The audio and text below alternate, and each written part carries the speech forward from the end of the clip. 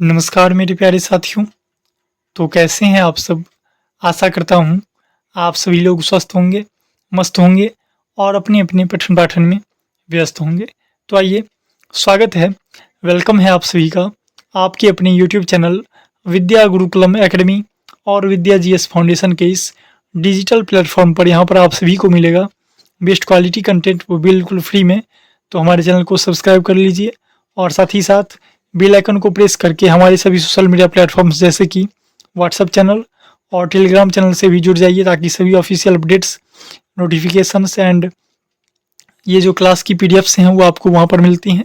तो आप लोग वहाँ से ज्वाइन हो जाइए ताकि सभी चीज़ें आपको वहाँ पर मिल सकें। तो चलिए, आज हम पढ़ने वाले हैं रफ्तार सीरीज़ के अंतर्गत जो हमारी क्लासेज चल रही हैं, उसमें आज पढ़ेंगे जीव विज्ञान यानी कि बायोलॉजी, जिसका हमारा क्लास 1 होने वाला है आज। और टॉपिक की बात करें तो टॉपिक है आज का हमारा जीव विज्ञान की उपशाखाएं यानी कि ब्रांचेज ऑफ बायोलॉजी, जो कि SSC, railway, banking and all state exams के लिए यूजफुल हैं। तो आप लोग ज़रूर देखिए इस वीडियो को, और इससे आपको सब कुछ क्लियर हो जाएगा इस टॉपिक का। और अभी जैसा कि आप सभी को पता है, एसएससी जीडी का एग्ज़ाम होने वाला है, और अभी आरआरबी एनटीपीसी यूजी लेवल की जो एग्ज़ाम डेट हैं वो भी आउट हो चुकी हैं। तो आप लोग अच्छे से पढ़िए और बढ़िया से बढ़िया अपने एग्ज़ाम में स्कोर कीजिए। तो चलिए, लेकर के चलते हैं आपको अपने अगले सीट पर, वहाँ पर आप लोग को अच्छे से बताएंगे सब कुछ। तो चलिए, मिलते हैं आपसे नेक्स्ट सीट पर। तो चलिए, फाइनली हम लोग पहुँच चुके हैं अपने अगली सीट पर। यहाँ पर आप लोग देख सकते हैं जीव विज्ञान यानी कि बायोलॉजी का कंप्लीट स्टडी सीट, और जिसका हमारा टॉपिक रहने वाला है जीव विज्ञान की उपशाखाएं यानी कि ब्रांचेज ऑफ बायोलॉजी, जो कि आप सभी के एग्जाम से रिलेटेड बहुत ही इंपॉर्टेंट टॉपिक है। तो चलिए, बिना किसी देरी के स्टार्ट करते हैं आज का अपना ये टॉपिक। और पिछली जो हमारी इंट्रोडक्शन वाली क्लास थी, उसमें आप लोगों ने देखा होगा कि हमने उसमें भी आपको अच्छे से इंट्रोडक्शन में सब कुछ बताया हुआ है।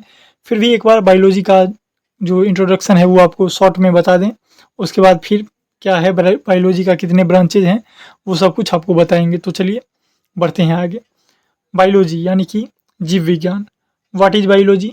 Biology is the scientific study of living organisms, their structure, function, growth, origin, evolution and distribution.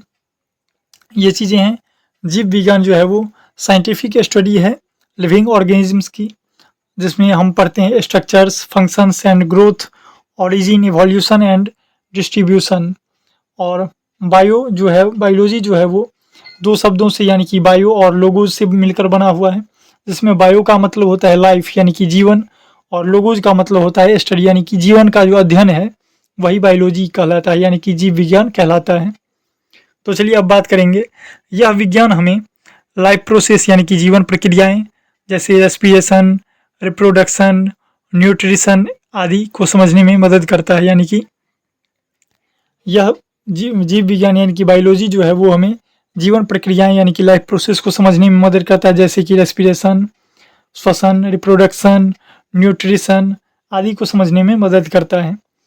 Biology को ब्रॉडली कई ब्रांचेज यानी कि उपशाखाओं में डिवाइड किया गया है, ताकि अलग अलग एस्पेक्ट्स ऑफ लाइफ को डिटेल में स्टडी किया जा सके। अलग अलग जो पार्ट्स हैं हमारी लाइफ के, उसको हम अलग अलग तरीके से अच्छे से डिटेल में स्टडी कर सकें। इसके लिए बायोलॉजी को बहुत बहुत सारी ब्रांचेज में डिवाइड किया गया है, यानी कि उपशाखाओं में उसको बांटा गया है। वही आज हम पढ़ने वाले हैं। तो चलिए, आगे बढ़ते हैं अब, और आपको सब कुछ, आपकी जो भी कॉन्सेप्ट्स हैं वो आपकी क्लियर करेंगे। तो चलिए, अब हम बात करेंगे बायोलॉजी की मेजर ब्रांचेज की, यानी कि मुख्य उपशाखाएं जीव विज्ञान की, जिसमें पहला हम पढ़ने वाले हैं मॉर्फोलॉजी यानी कि आकृति विज्ञान। जैसा कि आप लोग यहाँ पर देख सकते हैं फिगर में, ये दो यहाँ पर, एक ये फूल है फ्लावर और एक ये फ्लावर।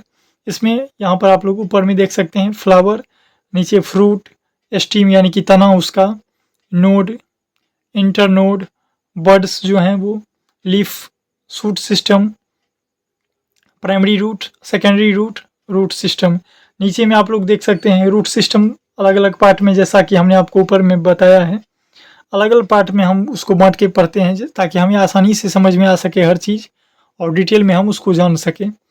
तो रूट सिस्टम में primary roots, secondary roots, shoot system में flower, fruit, stem, leaf, node, internode, buds, ये सभी चीज़ें यहाँ पर आप लोग देख सकते हैं। और यहाँ पर बात करें इस फ्लावर में, तो ऊपर में stigma, style, anther, filament, stamen, जो कि एंथर और फिलामेंट को स्टेमेन बोलते हैं, और पीटल, सिपल, ओव्यूल, कार्पेल, ओवरी, ये सभी चीज़ें आप लोग यहाँ पर देख सकते हैं।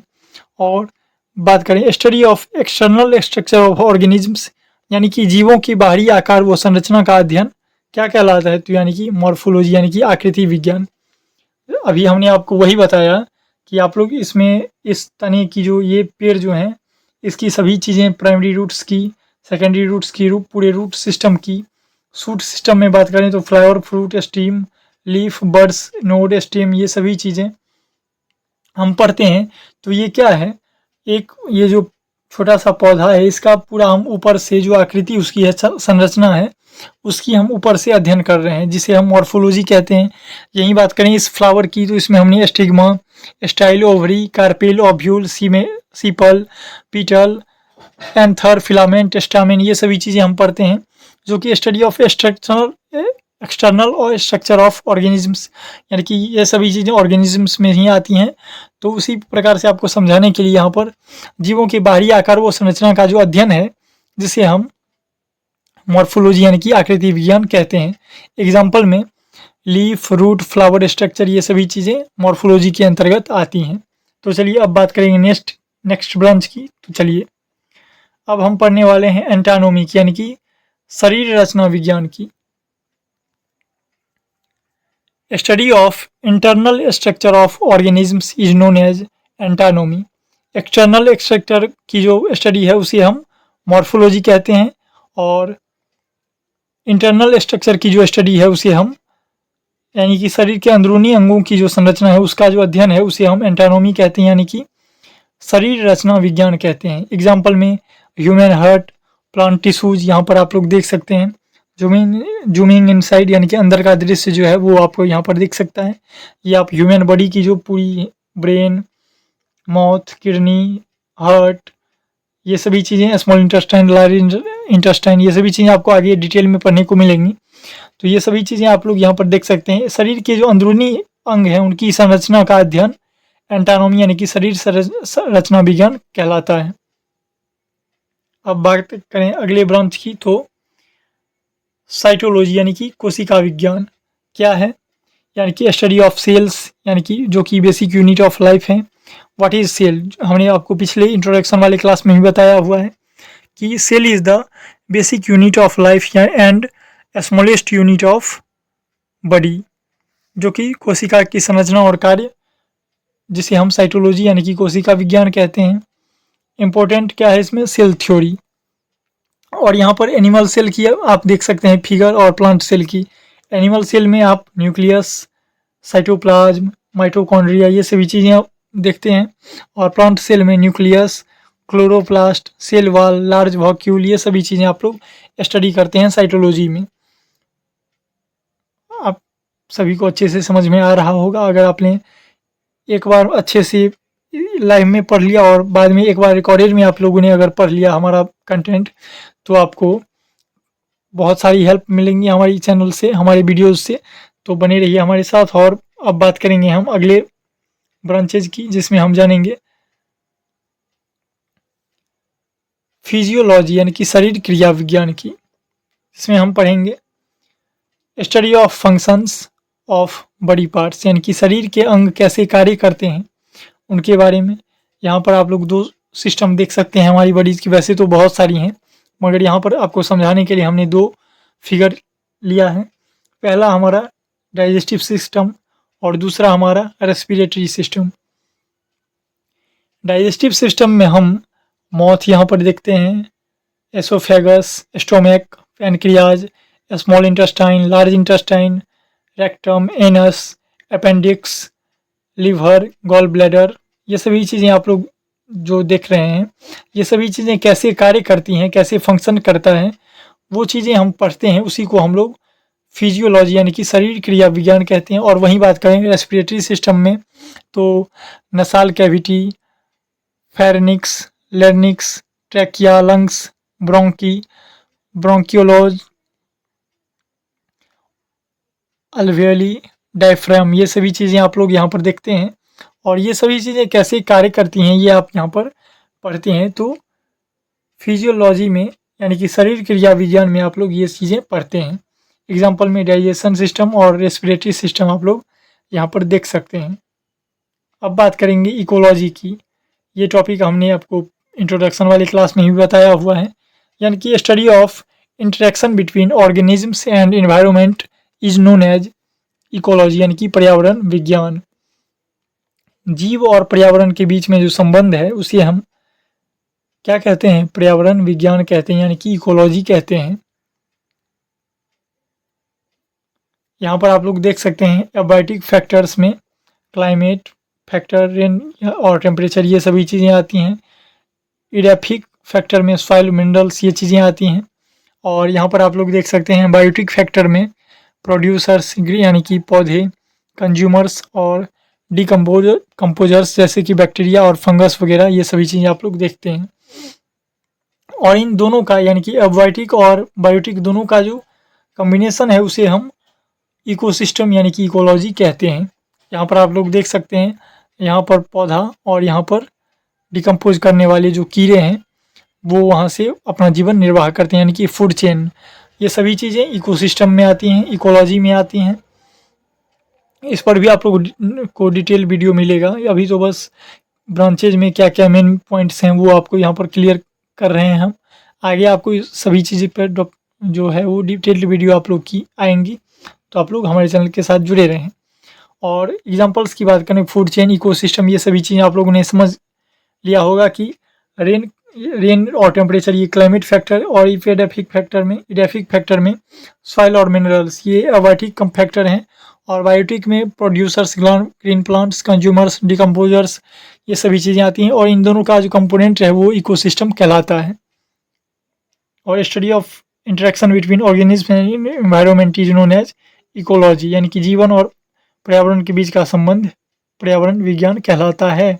अब बात करें अगले फैक्टर की, यानी कि अगले ब्रांचेज की, तो जेनेटिक्स यानी कि अनुवांशिकी, यानी कि study of heredity and variation is known as genetics, यानी कि गुणों का पीढ़ी दर पीढ़ी स्थानांतरण अनुवांशिकी कहलाता है। यानी कि फादर ऑफ जेनेटिक्स हम किसे कहते हैं?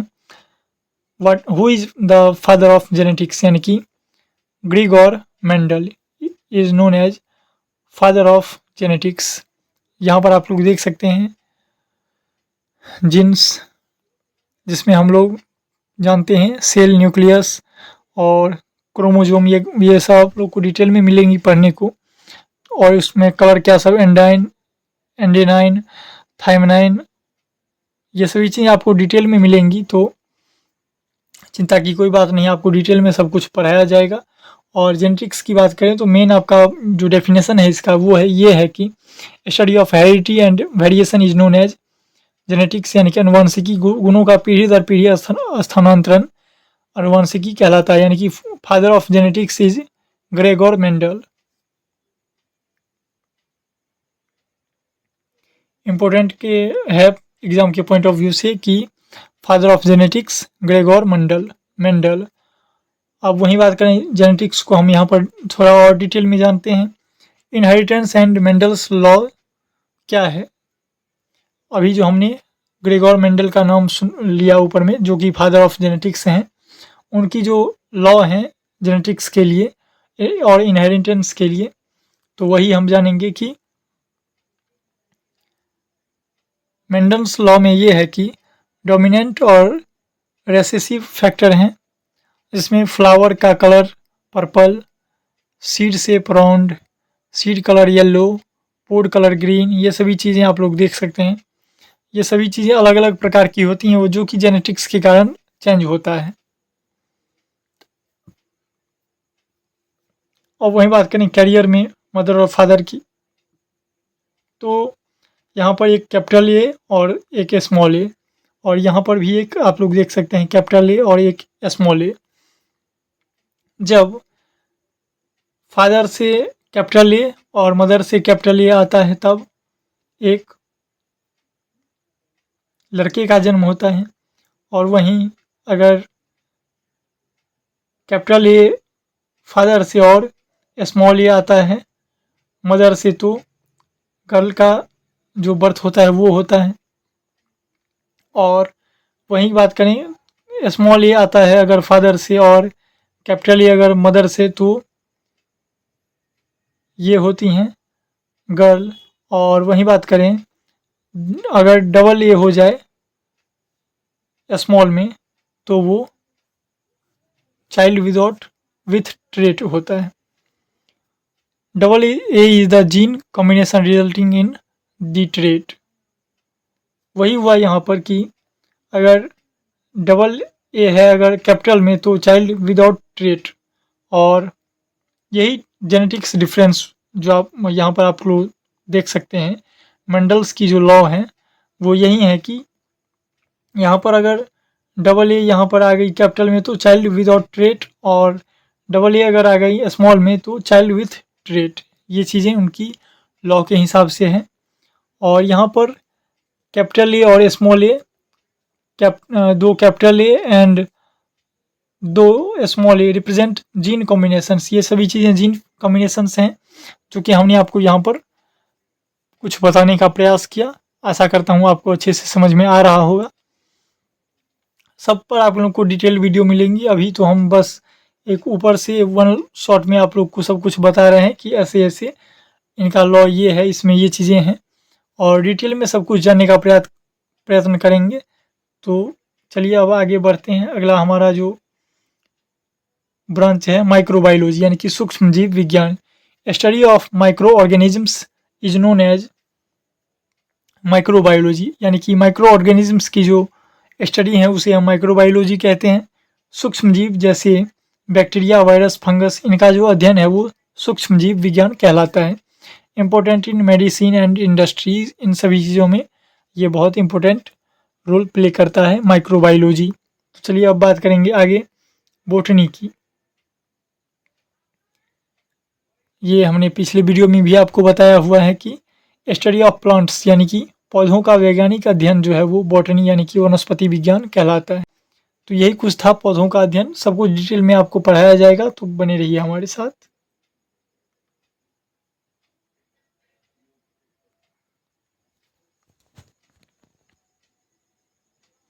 और अब बात करें जूलॉजी की यानी कि जीव विज्ञान यानी कि प्राणी विज्ञान की।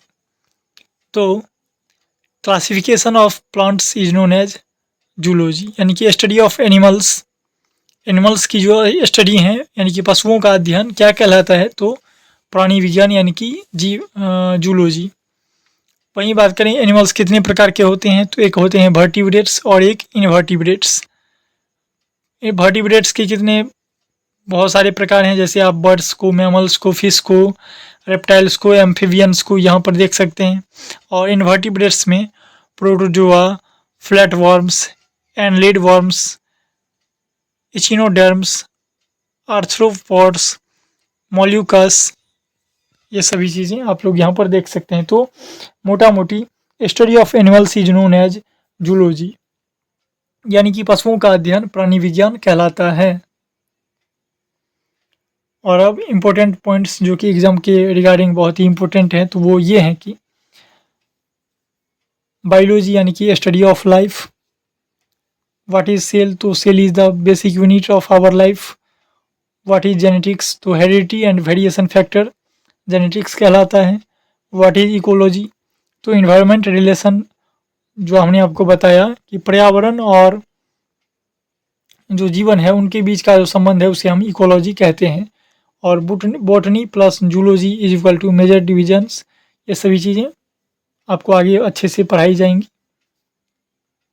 ये दोनों बहुत ही मेजर जो पार्ट्स हैं वो हैं बॉटनी और जूलॉजी। और वहीं बात करें कंक्लूजन की, तो बायोलॉजी की उपशाखाएं हमें जीवन के हर एस्पेक्ट्स को डीपली समझने में मदद करती हैं। फ्रॉम सेल टू इकोसिस्टम यानी कि कोशिका से पर्यावरण तक की जो आपकी डीपली नॉलेज हैं उनको समझने में बायोलॉजी की उपशाखाएं हमें जीवन के हर एक एस्पेक्ट को डीपली समझने में मदद करती हैं। कॉम्पिटिटिव एग्जाम्स को इन ब्रांचेज से डायरेक्ट क्वेश्चंस फ्रीक्वेंटली पूछे जाते हैं। कॉम्पिटिटिव एग्जाम जैसे कि एसएससी, रेलवे, बैंकिंग, इन सभी चीज़ों में जो हैं इन ब्रांचेस से डायरेक्ट क्वेश्चंस फ्रीक्वेंटली आपको पूछे जाते हैं, इसीलिए इनका क्लियर कॉन्सेप्ट होना बहुत ज़रूरी है। तो चलिए, इस वीडियो में बस इतना ही था, और ऐसी ही वीडियोज़ में बने रहने के लिए हमारे चैनल के साथ जुड़े रहें।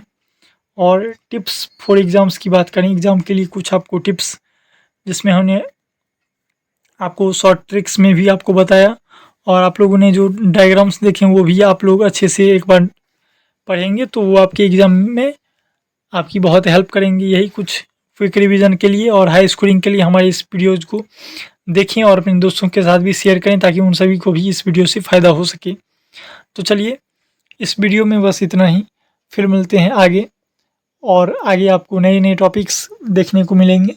अलग अलग टॉपिक्स में आपको सब कुछ बताया जाएगा, और अगर आपको कुछ समझ में नहीं आता है या फिर हमें कुछ इम्प्रूव करने की आवश्यकता हो, हम अगर इसमें और कुछ अच्छा कर सकें, तो वो भी आप हमें कमेंट में बताएं, ताकि हम उसमें कुछ अपनी जो कर सकते हैं उसमें सुधार समझाने का आपको अच्छे से और अच्छे से आपको समझाएंगे। ये सभी चीज़ें हम उस पर भी काम करेंगे, और डे बाई डे आपको कंटेंट में भी आपको कुछ इम्प्रूवमेंट दिखेगी। तो आप लोग इन सभी चीज़ों के साथ हमें बताएं कि हम किस तरफ अपनी जो इम्प्रूवमेंट है वो करें, तो हम उसमें और बेहतर करने का प्रयास करेंगे। तो चलिए, फिर मिलते हैं ऐसी वीडियो में आगे। तो चलिए, बात करेंगे अब आगे। तब तक के लिए जय हिंद, जय भारत।